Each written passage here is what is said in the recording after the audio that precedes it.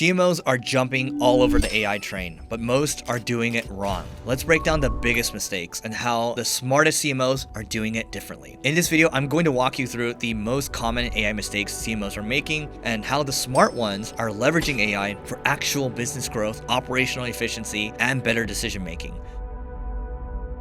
The first mistake I see is launching vanity AI projects, showing off chatbots or AI demos without clear metrics, goals, or business impact. At the end of the day, if you can't show that you're moving metrics in the right direction, that you're acquiring more customers, that your conversion rates are going up, that your lead flow is going up, or maybe your cost per acquisition is going down, none of it matters. If you show off a chatbot that's generating a bunch of conversations that don't do anything, who cares? If you are creating a bunch of AI slop, maybe you're creating a lot more content, that's not the actual metric that matters. Are you actually getting more reach? Are you getting more engagement from the content that you're creating? And is it engaging the right people? Because if you create wide TAM content and millions of people see it, but it doesn't drive any more customers, why does it matter? CMOs need to focus on not the high vanity stuff that drives views, but actually on driving business results. When you think about high leverage trackable AI projects, in contrast, smart CMOs start with single P&L linked projects, like reducing MQL costs by 15%, then tracking results in terms of CAC and payback periods. What I'm more interested in seeing is, okay, well, if we're going to be producing more webinar content, for example, okay, what content is going to resonate? How should my headline and thumbnail be for my ads to drive people to my webinar? And then how much am I acquiring these webinar signups for? And is that cost going down over time? And are we actively looking at the number of MQLs that we're driving per webinar? That matters a lot more than just creating wide TAM content and saying, oh, we should just do YouTube shorts and just try to drive a bunch of views. That isn't what moves the needle. The second mistake is actually in content obsession. So content is important, but AI shouldn't be used as a content mill. So earlier in the last one, I talked about people generating a bunch of slop. I see people sharing these N8N workflows where they're pulling from the highest performing YouTube videos out there that are trending, and then it's making them into these faceless YouTube long form videos or short form videos. But it's just creating a bunch of junk on the internet that people don't really need to see. And that means it's an opportunity for you as a leader, as a CMO, to say, okay, well, if people are gonna be creating a lot more content, how do I zig where people are zagging? So the smart play here is actually layering on decision AI so you can have budget shifting, routing, scoring on top of content creation. So instead of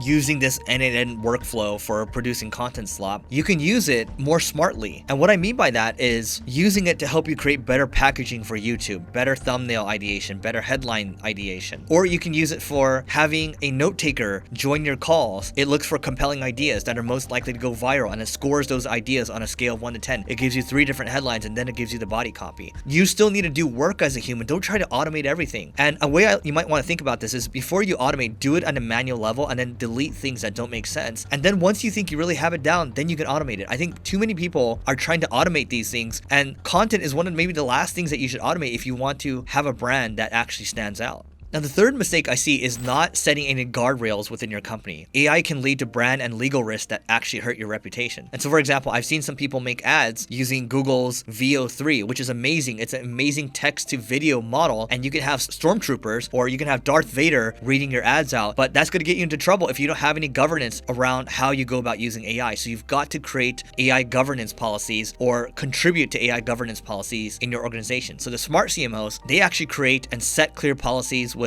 data classes. They review tiers and human-in-the-loop thresholds to make sure that things don't go off the rails here, because AI is super helpful, but you can't just let it do its thing right now. Otherwise, it's going to cause you a lot of headaches. So the fourth mistake I see is when CMOs ignore the cost of model drift and upkeeping models. And what I mean by that is you have to make sure that you're constantly retraining the data that you have to make sure that you actually have model accuracy here. You're going to have the models that will hallucinate. You're going to have a human in the loop. You can't just let this work on its own. You're going to have to continuously feed it new data, because oftentimes it's going to hallucinate, but 2, these LLMs have limited context windows and they're getting stronger over time. ChatGPT does a good job with remembering things, but even then it still forgets a lot of things where you have to feed it information. Each chat is a new chat, and oftentimes it's missing a lot of context, right? So your job as a CMO is to make sure that whatever important flows that you're running, that you're constantly making sure that you're feeding it new data, that you're also updating the newest models. For example, if you're using Lindy, that you're using the latest models in each part of it, and make sure that drift isn't happening, and make sure that there's alerts happening if models start to drift. I'll give you an example here. When we have our coaching bot, sometimes it'll start to come out with lesser and lesser outputs, and it'll start to forget about people, and it'll miss people, and it'll start to make mistakes. And so you want to make sure that you're constantly calling out the mistakes, you're giving it feedback just like you would with a human being. Because again, these are human spirits that you have to stay on top of. So problem number 5 is data hygiene. So AI needs clean data to perform. And AI doesn't automatically fix poor data hygiene. If your data is messy, the outputs are guaranteed to be garbage. And so you got to be working with your data team on this, your data scientists on this, to make sure that the data that you have is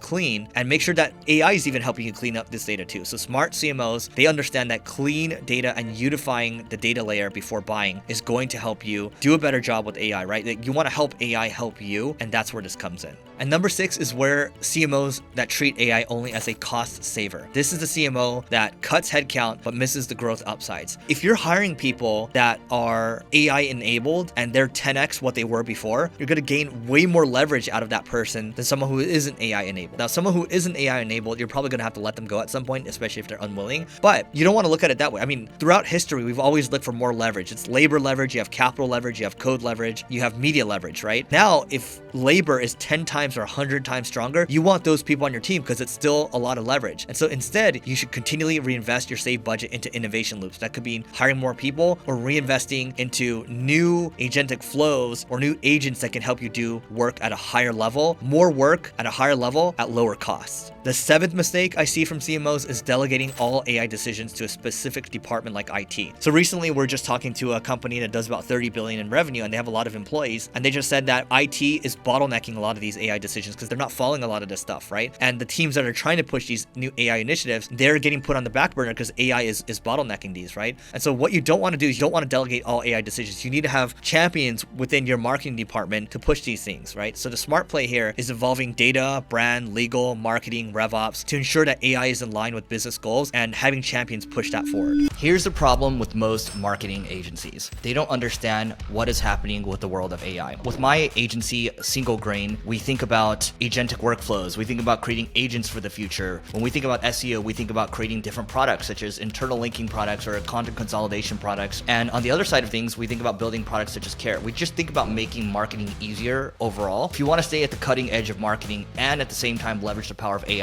go to singlegrain.com and we'll see you on the other side. This brings me to my last point, which is the 8th point, which is not championing AI within your organization. So in the last example I gave you, we just talked about having to push it and spread this positive virus throughout your organization, right? Because if you don't do it, you can have leaders trumpet it from the top, but you need people within your organization bubbling it up and pushing this movement forward. So if you're not doing that, you're not going to drive AI fluency. And what that means is you're going to have a bunch of people who are super AI enabled, and you're going to have a bunch of mediocre people. If you think of your organization as a high performance sports team, that's not a fun place to work. You have to make your brand appear as AI forward as possible. You have to hire AI forward people. You have to spend your own time investing into AI. And you have to think about when you're interviewing these people, hey, what are you doing with AI right now that's innovative? Okay, can you give me some examples there? And if they can't do it, unfortunately, you can't hire them. And then within your organization, you have to create an AI fluency program where you're driving people on, hey, here are the tables, here are the standards that we're expecting. Here's what we're expecting in 6 months, 12 months or so, 18 months or so. And you're going to get there as an organization. And you tell everyone, if you're willing to get there, I'm going to help you. If you're unwilling, unfortunately, this is not going to be the place for you for the long term. So there you have it, the biggest mistakes CMOs are making with AI. And by implementing AI the right way, you're going to save yourself a lot of time and set your organization up for long-term success. If you want to deep dive deeper into how I'm applying AI into my business, you want to check out my live talk at the YPO Global Marketing Summit, where I share my best AI business hacks for scaling quickly.